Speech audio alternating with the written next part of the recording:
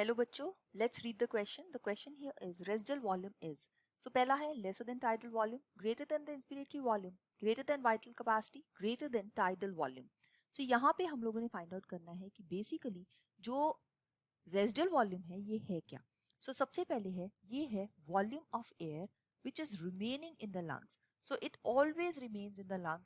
चाहे आप फोर्सिबली भी एक्सपायर कर लो, ये वॉल्यूम हमेशा लंग्स के अंदर रहेगा और इसकी वैल्यू है अप्रॉक्सीमेटली 1100 से 1200 ml. सो 1100 टू 1200 ml इसकी वैल्यू है. अब यहाँ पे हम देखते हैं कि टाइडल वॉल्यूम क्या है.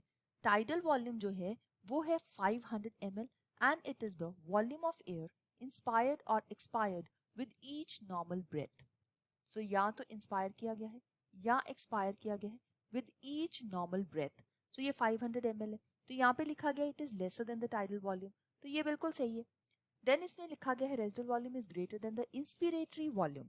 यहाँ पे इंस्पिरेटरी रिजर्व वॉल्यूम की बात की गई है आईआरवी, जिसकी वैल्यू 2500 से 3000 ml होती है. इसका मतलब होता है कि volume of air which can be additionally inspired by forcible inspiration. तो फोर्सिबल इंस्पिरेशन से जो हम कर सकते हैं, तो ये वैल्यू जो रेसिडुअल वॉल्यूम की वैल्यू से काफी बड़ी है, तो ये ऑप्शन भी रॉन्ग हो जाता है. थर्ड देखते हैं हमारे पास greater than the vital capacity. अगर वाइटल कैपेसिटी की बात करें तो इसमें ईआरवी, टीवी और आईआरवी तीनों आ जाते हैं. ईआरवी, टीवी और आईआरवी, तो इसकी वैल्यू तो काफी बड़ी है, तो ये भी रॉन्ग हो जाता है. तो फोर्थ लिखा हुआ है it's value is greater than the tidal volume. So tidal volume की वैल्यू जो है वो बन जाती है 500 ml. सो 500 ml हमने देखा वॉल्यूम ऑफ एयर इंस्पायर्ड और expired in a normal inspiration और एक्सपिरेशन. सो इस केस में हम देखते हैं कि ये जो फोर्थ चॉइस है ये बिल्कुल सही आंसर बन जाती है.